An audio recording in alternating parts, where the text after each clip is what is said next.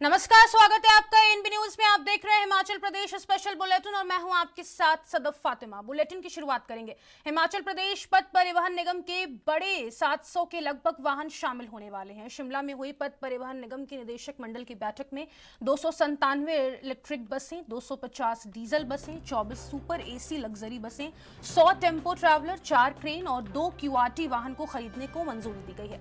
निदेशक मंडल की बैठक की जानकारी देते हुए डिप्टी सीएम मुकेश अग्निहोत्री ने कहा कि बीओडी ने नई बसों की खरीद को मंजूरी दे दी गई है और जल्द ही इन्हें बेड़े में शामिल किया जाएगा।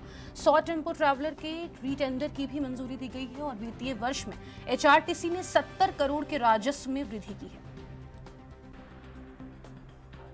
और आज एचआरटीसी में सबसे जो इम्पोर्टेंट फैसले हमने लिए हैं, बहुत देर से ये चर्चाएं चल रही थी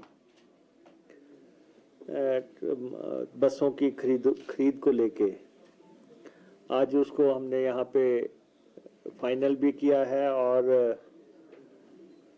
आगे राज्य मंत्रिमंडल को भी मंजूरी के लिए या सूचित करने के लिए भी हम उसको भेज रहे हैं। तो एक तो हम 297 ई बसेस जो है टाइप 1, उसका सारी औपचारिकताएं पूरी हो गई हैं और उसको फाइनल करके परचेज कमेटी की रिकमेंडेशंस को एक्सेप्ट करते हुए हमने उसको स्टेट कैबिनेट को भेजने का फैसला किया, क्योंकि इसके लिए जो पैसा है वो राज्य सरकार दे रही है। तो राज्य को ये भेजा जा रहा है। लेकिन ये 297 ई बसेस मुझे लगता है कि आने वाले 4-1 महीने के अंदर हिमाचल प्रदेश में आनी शुरू हो जाएंगी और चलनी शुरू हो जाएंगी। एट द सेम टाइम हमने 250 डीजल की ऑर्डिनरी बसेस को का टेंडर करने के लिए इजाज़त दे दी है और ये 37 सीटर बसेस होंगी। छोटी बसेस हम लाना चाह रहे हैं बहुत लंबी बसेस के बजाय, और इसका भी 250 इन बसेस का भी आज फाइनलाइजेशन हो गया। बोर्ड ने आगे बढ़ेंगे। हिमाचल प्रदेश का बजट सत्र 10 मार्च से 28 मार्च तक चलेगा। राज्यपाल का अभिभाषण 10 मार्च को होगा, जबकि मुख्यमंत्री ठाकुर सुखविंदर सिंह सुक्खू 17 मार्च को अपना तीसरा वित्तीय बजट पेश करेंगे। 4 दिन चर्चा होगी और 3 दिन कट मोशन पर बहस की जाएगी। 26 मार्च को बजट पारित किया जाएगा। वहीं केंद्रीय बजट पर हर्षवर्धन चौहान ने कहा कि हिमाचल को केंद्र से मिलने वाली योजनाओं के पैसे को लेकर मांगे की गई है, लेकिन कई बार केंद्र से वित्तीय सहायता में कटौती की गई है, जिससे प्रदेश का विकास प्रभावित हो रहा है। जो ये आंकड़े माननीय मंत्री जी आए थे, दिल्ली से मंत्री जी आए थे, ये तो एक औपचारिकता पूरे करने आए थे और अखबारों में बयान दे गया। जयराम जी भी बहुत समय में साथ बातें बोलते रहते हैं। ये बात ठीक है कि केंद्र से हमें पैसा मिलता है, वो अलग अलग मदों में मिलते हैं हमको, चाहे प्रधानमंत्री सड़क योजना हो, चाहे प्रधानमंत्री आवास योजना हो, या हमारे को और इश्यूज़ हैं। वो कोई हिमाचल प्रदेश ऐसा स्टेट नहीं है पूरे हिंदुस्तान में जिसको अकेले मिल रहा है। वो जो हिमाचल प्रदेश का हक है या किसी भी राज्य का जो हक है इन टर्म्स ऑफ रोड्स है, इन टर्म्स ऑफ। आगे बढ़ेंगे। लोक निर्माण व शहरी विकास मंत्री विक्रमादित्य सिंह ने चंबा दौरे के दौरान मैड़ा चकोथर सड़क का निरीक्षण किया और अधिकारियों को निर्माण कार्य में उच्च गुणवत्ता सुनिश्चित करने के निर्देश दिए। उन्होंने बताया कि पीएमजीएसवाई 4 के तहत प्रदेश में 1200 किलोमीटर सड़क निर्माण को मंजूरी मिल चुकी है। डलहौजी में 1.73 करोड़ की बहुमंजिला पार्किंग का शिलान्यास करने के बाद उन्होंने जनसभा को संबोधित करते हुए कहा कि प्रदेश सरकार दूर दराज के क्षेत्रों में सड़क, शिक्षा और स्वास्थ्य सुविधाओं पर विशेष ध्यान दे रही है। साथ ही रोजगार सृजन के तहत 42,000 नए अवसर भी उपलब्ध कराए जा रहे हैं। कार्यक्रम में कई वरिष्ठ नेता और स्थानीय लोग मौजूद रहे, जिन्होंने मंत्री का भव्य स्वागत किया।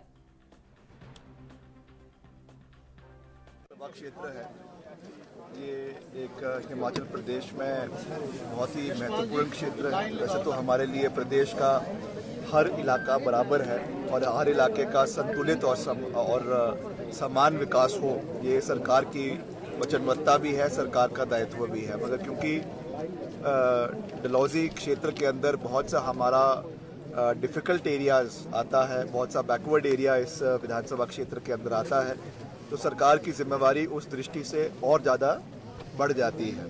तो आज मैं व्यक्तिगत रूप से चंबा जिला के 3 दिवसीय दौरे पे आया हूँ और हमारा मुख्य उद्देश्य जो यहाँ पे विकासात्मक कार्य सरकार द्वारा चलाए जा रहे हैं, खास करके हमारे विभाग द्वारा, लोक निर्माण विभाग द्वारा चलाए जा रहे हैं, उनका निरीक्षण करना है।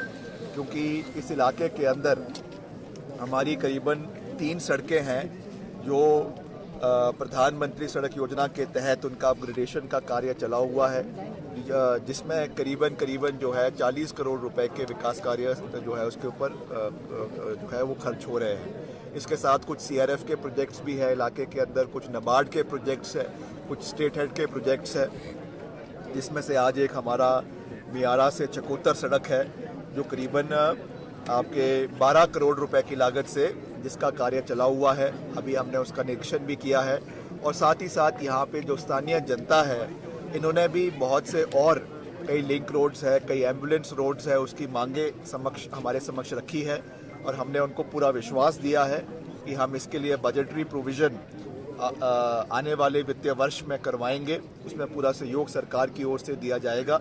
और मेरा निवेदन भी हमने लोगों से किया है कि अभी जो प्रधानमंत्री सड़क योजना का 4था चरण हमारे प्रदेश के अंदर शुरू होने जा रहा है, जिसमें करीबन 800 से 1200 किलोमीटर सड़कों का उसमें मेटलिंग का कार्य भी होगा और जो हमारी ऐसी सड़कें हैं, ऐसे गांव हैं जो अभी तक आबादी तय गांव हैं जो अभी तक सड़क से नहीं जुड़ पाए हैं, उनको जोड़ने का भी कार्य होगा। मगर मैंने जनता से भी ये अपील करी है कि ताली जो है वो दोनों हाथों से बजती है।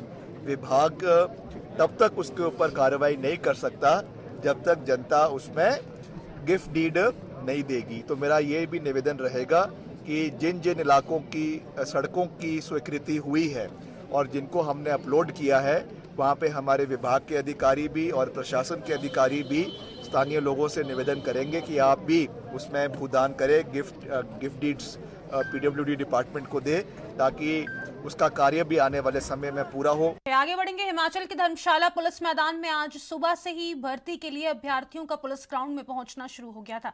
आज की भर्ती में 2250 अभ्यर्थियों ने हिस्सा लिया।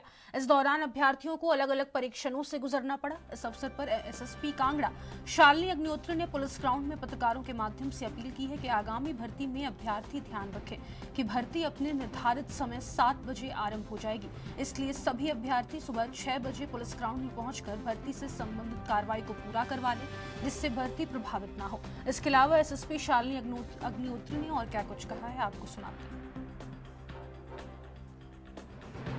आज जो है कांगड़ा जिला में जो पुलिस रिक्रूटमेंट है उसको आज यहाँ पे स्टार्ट किया गया है, जिसमें आज 2250 कैंडिडेट्स को जो है एप्लीकेंट्स को आज एडमिट लेटर्स इसमें इशू किए गए थे, जिसमें से अभी तक 1546 कैंडिडेट्स जो हैं हमारे रजिस्ट्रेशन डेस्क पे रिपोर्ट किए और ये प्रक्रिया सुबह से ही यहाँ पे चल रही है।